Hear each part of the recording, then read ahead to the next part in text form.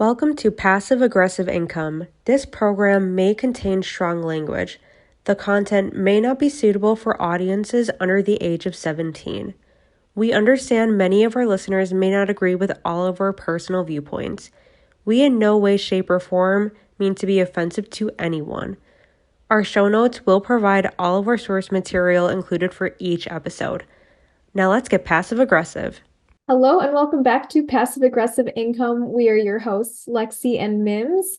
Last week, we talked all about holdover tenants and what that means. And this week, we're going to continue the conversation. Mims is going to walk through the process of evictions and what that all entails.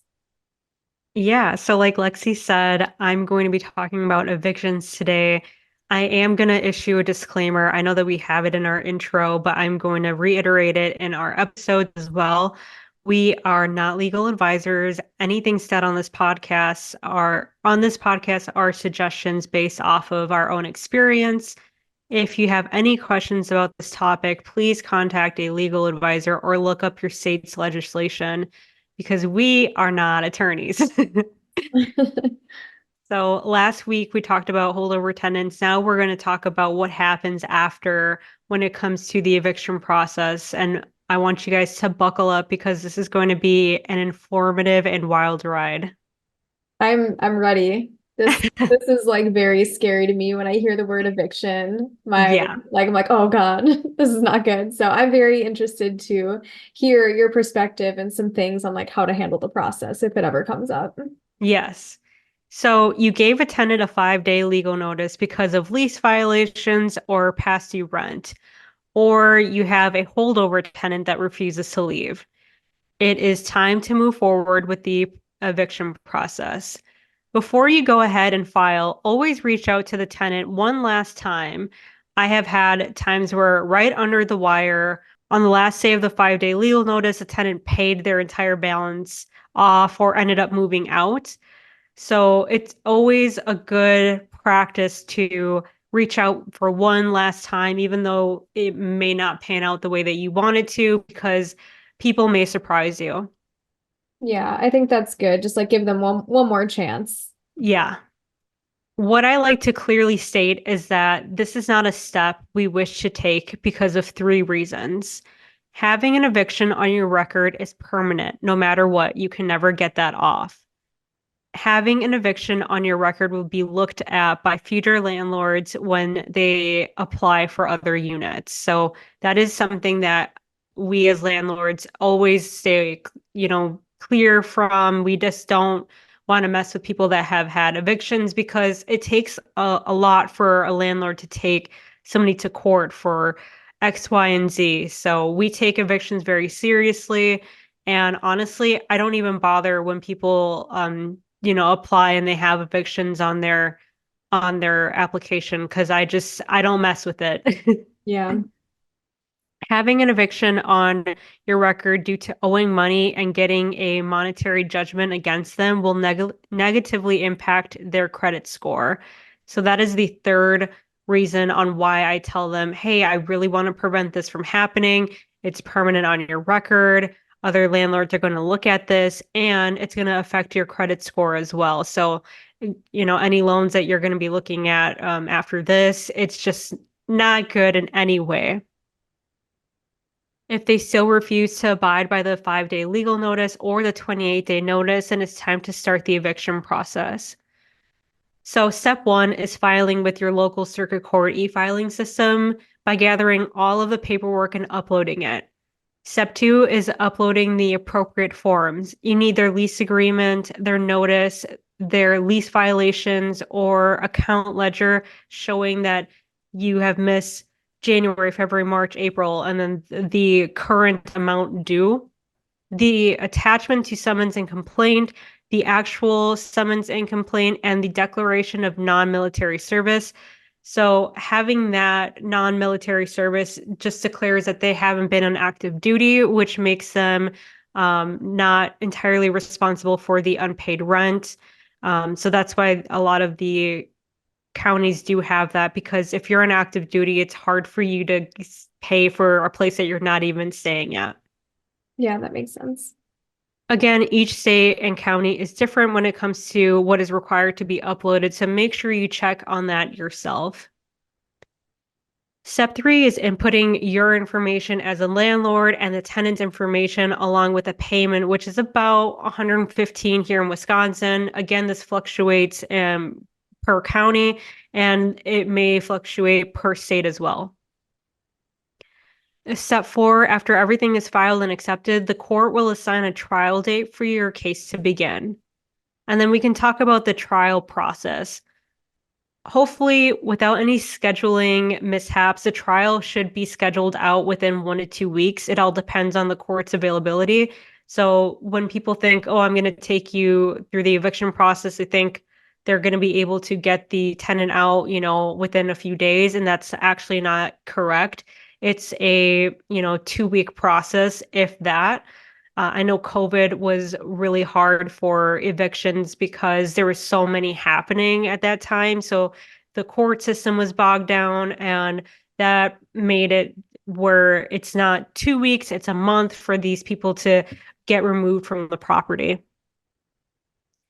Once you get to court, you can go as your own agent or you can have an attorney with you. It's not required for you to have an attorney. You just need to know what you're doing and make sure that you are not saying or doing anything out of an emotional place.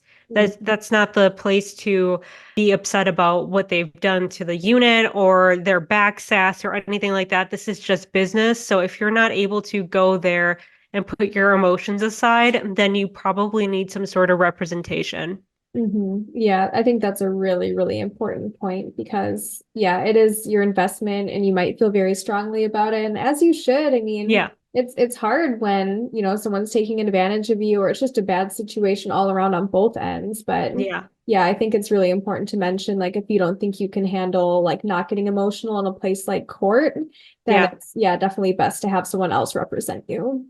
Yeah, and there's no shame in that because I know I've gone emotionally heated and some conversations that I've had with my own tenants because of different situations. So if you know that you are an emotional person and that you maybe don't think that you can handle a specific tenant because of bad blood, definitely hire that out because it's better to have somebody else handle it than you going and making yourself look like a fool. Yeah, for sure. So the judge will initially call your case up and ask if the defendant is wanting to fight the filing against them. If they say yes, you are sent to mediation with a mediator right after. So while in mediation, the whole point of being there is to prevent this from going to trial. If the plaintiff and defendant can come up with an outlined resolution in front of a court official, then it saves everyone time and money.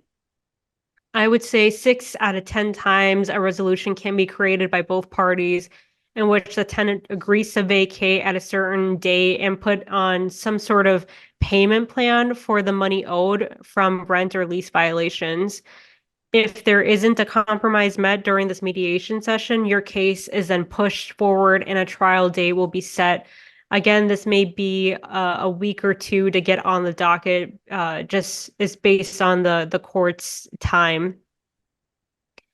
During the trial, both plaintiff and defendant are able to say what they are, say why they are there, and provide any sort of evidence that they have. This isn't a criminal court setting.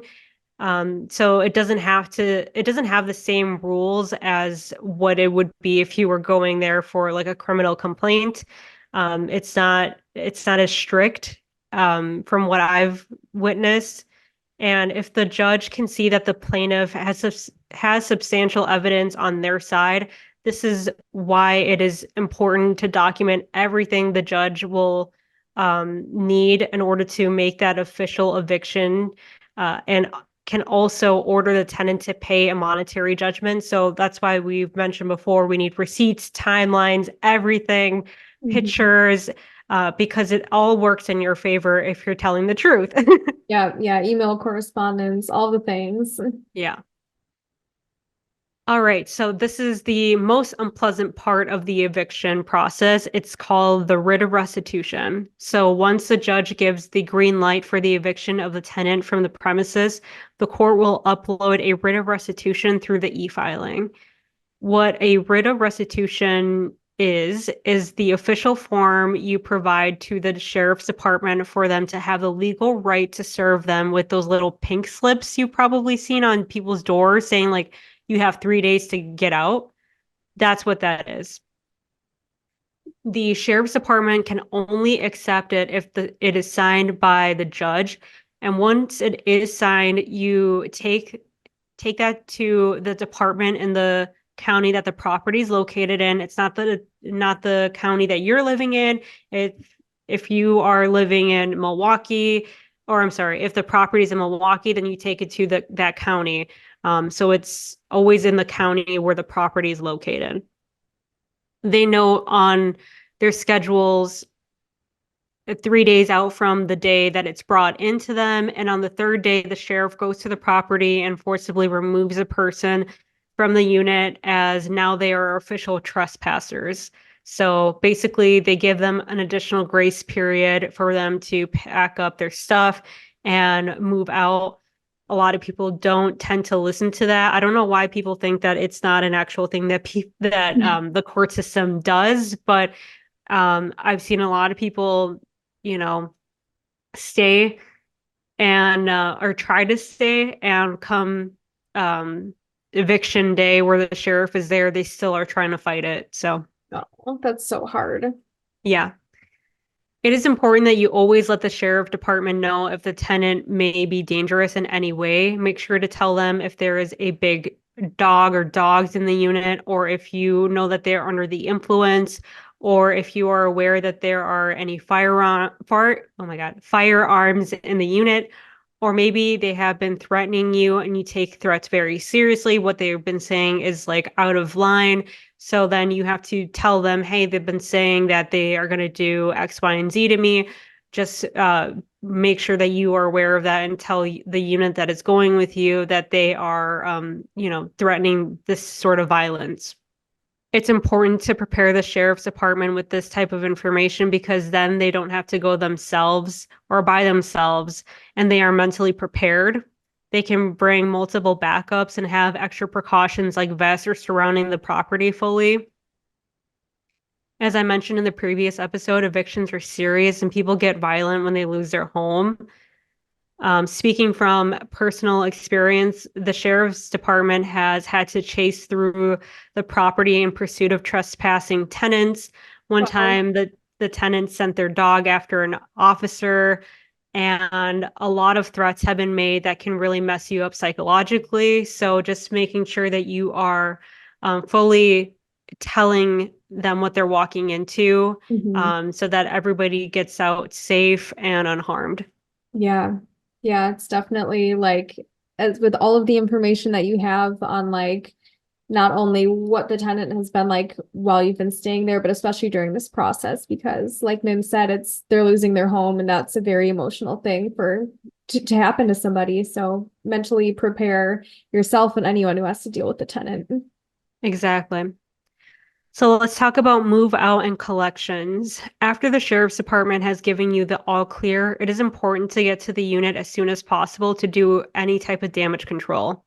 9 times out of 10, they leave the unit destroyed or leave their whole lives behind because they truly didn't believe that they would actually be kicked out like this. So make sure to immediately go and change the locks. I have had people try to get back in through, windows or unlocked doors. So make sure that you go and seal everything up, change the locks right away, and document everything when it comes to damages, which will be taken out of their security deposit and added to whatever they already owe. Now it's time to assess the work needed to be done in order to flip the unit to make it re-rentable and close out the eviction tenant's file. I'm sorry, close out the evicted tenant's file. The last step after taking into account their security deposit, damages, changing the locks, and recording the last few steps is to stay on top of what the judge ordered for the money judgment. They're not going to willfully the majority of the times go and send you the money right away, you're going to have to be on them. So, sending texts, emails, physical mail, and calling the person to tell them that the payment is due according to what the judge had ordered is most likely going to be necessary in these type of predicaments because they already don't like you and they think that they don't have to, they could get away with not paying. They almost try to get away with not being kicked out. So being on top of that so that you can proceed with any other filings if they're not following the judgment is going to be on you. Mhm. If they decide to blow off the judge's orders and all of your attempts to communicate with them um, are just blown off, then hand them over to a collection agency. This is when it is important to have recorded all of their personal information, like the entire name, birthday, phone number, email address, employees' information, and even their social security if they gave that to you. Right. Having all of this is crucial when handing it over to a collection agency as it will aid them in finding them easily and attaching the right person to the collections they owe. That's why just having Jim Bob and a firm handshake at the beginning of the tenancy isn't good enough. Right. This is the same process for when you make a mediation agreement. The tenant agreed to be moved out by a certain date without being escorted out by the sheriff and agreed to pay the past due balance in a certain outlined time. If they do not move out and they do not start making the payments, getting their writ issued to them as soon as possible will officially get them out. And then you can hand them over to a collection agency if they are just not fulfilling that either. The only thing about having a collection agency involved is that they obviously take a percentage of the money received for their work. So if you're able to work with them civilly, I would go with that route. I've had to, when I worked for the property management company, I was the evictions and the collections person. So they Mhm. really did not like me. I was Yeah. on the really bad ends of, a tenancy. And but it is possible to get them to make payments without having to push through them to a collection agency. I have done it. It takes a lot of patience. Yeah. I'm It sure. takes a lot of convincing, and it takes a lot of communication with people that you don't necessarily like or get along with, Yeah. even in a professional setting. So making sure that you don't let your pride get in the way of communicating with these people that owe you so much or owe you anything. Putting that pride and ego to the side and saying, I want to work with you, even if that's $50 a month Mhm. through, 6 months to pay off whatever, I'm willing to do that.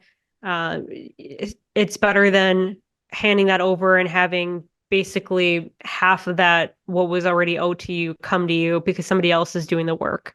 Yeah. Um, by all means, a collection agency is helpful, especially if you have a ton of tenants. To me, that's the way to go. But if you are willing to work at it and you um, think that you would be able to come to a resolution with the tenants that have been evicted, then, try that as well.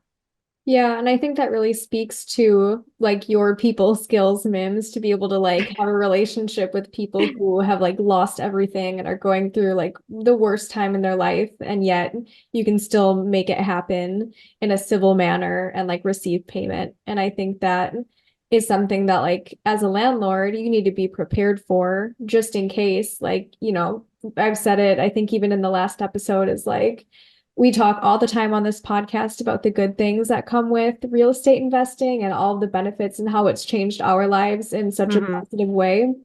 But dealing with evictions and things like this is something that you really need to be mentally prepared for and be able to communicate with people that like maybe you don't like or that you guys are disagreeing and you're going through legal issues, but it really does make a big difference if you can go about that in a civil way where you're treating them like another human being. Yeah, absolutely. Um, and hey, I've been in positions where I'm like, I really don't want to deal with you. Maybe I've had a bad day where like 10 people have cussed me out and Yeah. I wasn't in my prime. So it's a tough job and it's a tough process to go through. So making sure that you give yourself a timeout during this whole process is really helpful, especially if like myself, I did this for 2 years every single day.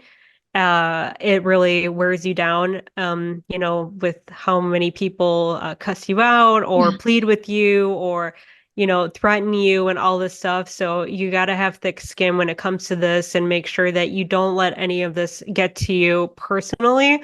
Um, because, it could have gone to me every time that I was called a bitch or like heartless or anything like that. But it didn't. And if I would have been emotionally invested Hmm. as other people do, then I would have broken down way faster than I did. So Yeah, it wouldn't have been 2 years. no. So before I wrap up this crazy episode, let's recap.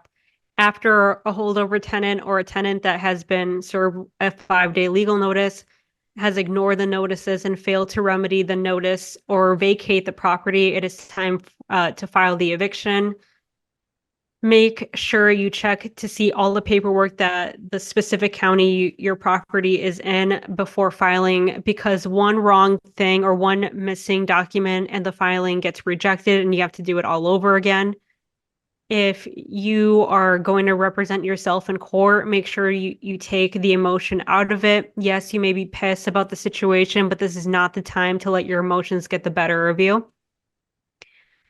If you've documented everything correctly and have been truthful with the judgment should go in your favor. So when you are able to get the signed writ, make sure to bring it to the sheriff's department right away so that they can put them on the calendar for removal. So if you get the writ and you say, okay, well, I have this to do and that to do, maybe I'll get to it on Friday. You're prolonging your stay there for free. So make sure as soon as you see it hit, you go and take it to the sheriff's department. Mhm. Always inform the sheriff's department of any potential threats if you are aware of any. This is really important for everybody's safety. We don't want the situation to escalate further than it already is. And this is the sheriffs are doing their job. So make sure that you are protecting them as much as possible is really important. Lastly, you should be on top of any payment plans that are court ordered because you probably know that they won't be. If you have tried to work with them and they continue to refuse to cooperate, it may be time to hand them over to a collection agency. And that is everything I know about the eviction process in the state of Wisconsin. Again, make sure to do your own research for the state you are in, consult with a legal representative if you have any questions, and always make sure that when you are filing for an eviction that you're doing it for valid reasons and not out of spite or anything that is not ethical. It should always be because of lease violations, because of an outstanding amount due, because of just things that causes harm to the other tenants, or maybe they are causing harm in the community or something like that. It's always got to be something that isn't emotionally affecting you. Yeah. So make sure that you are doing it for the right reasons. Yeah. Yeah, that's a lot of info, but thank you, Mims. Yeah, it's heavy stuff. Talking about holdover tenants and evictions. It's definitely like a very emotional topic, but it's something that I'm really grateful that you decided to bring to this podcast because for our listeners who are interested in real estate or who have properties, this is something that they may have to deal with. And even though I don't do long-term tenants, I do midterm rentals, which is a few months at a time. And once a tenant has been staying in your property for 28 days, they gain tenancy rights. So it's something that you definitely need to be prepared for. So thank you, Mims, for sharing all of your expertise after having done this for several years and bringing this to me and our audience. Thank you. And one last thing before I forget, if you come across a situation where you have a squatter, they too have rights. So even though you didn't extend a lease over to them, you didn't allow them to move into the property and they just managed their way into the property, however they did, Mhm. you have to evict them as any other tenant. It's just I know it doesn't sound like it should be that way, but it is. They have made that their residence, so you're going to have to kick them out as if it was their true residence. We've come across that a few times, and I know that how frustrating it gets when this happens, but it does. So make sure that you are going about this the right way because just changing the locks on a squatter is actually the illegal thing to do. So make sure you go through all the processes that I outlined in the episode, or you go and consult with your attorney to make sure how you should go about this in the appropriate way.